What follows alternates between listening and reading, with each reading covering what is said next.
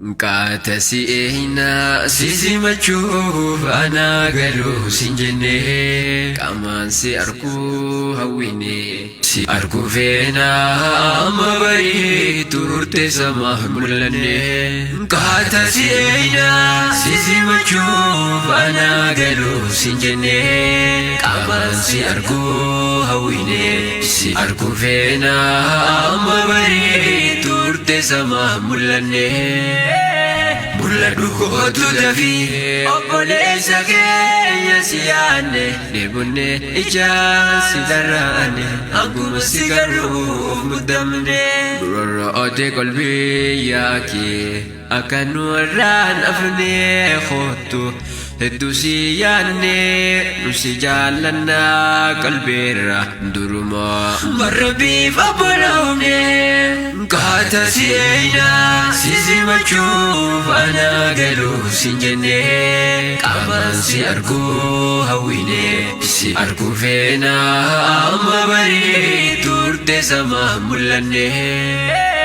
Mul'adhu kootu dafii obboleessa keenya si yaadne deebonne ijaan si daraane hanguma si garuu muddamne.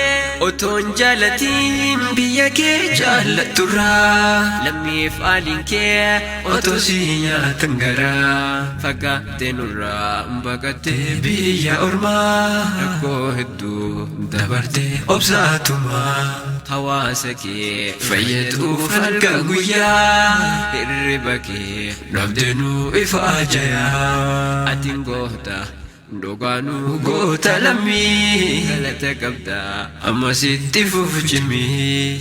Atiin goota dhugaanuu goota lammii galata qabda amma sitti fufjimii. Qaatasi'eena sisimachuuf ana galuu sinjenne qaamaan si arguu hawwine si arguu feena amma barii turte sama mul'anne.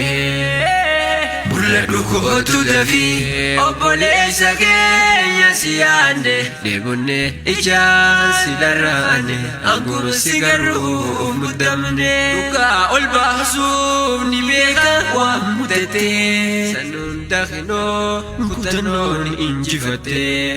Arras gahuu lubbuudhaan jiraate saayite gurtuu obbolaa si deebote. Lammiin kan kee gammadee mirkaana ilmummaan teetu akkam taatee ootana. Guyyaa narraa addanuuf guyyaa seenaa waggaa hedduu booda sirganni amsaa boorana. Guyyaa narraa addanuuf guyyaa seenaa waggaa hedduu booda sirganni amsaa boorana. Ana galuu baganuu galte baga biyya kee lammii wal galte yaa goota lammii beesiree badda. Ana galuu na jedhi qaama barsi jaalladha. Ana galuu baganuu galte baga biyya kee lammii wal galte. Ana galuu baganuu galte baga biyya kee lammii wal galte. Ana galuu baganuu galte baga biyya kee lammii wal galte.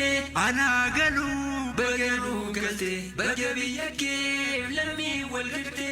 Ana galuu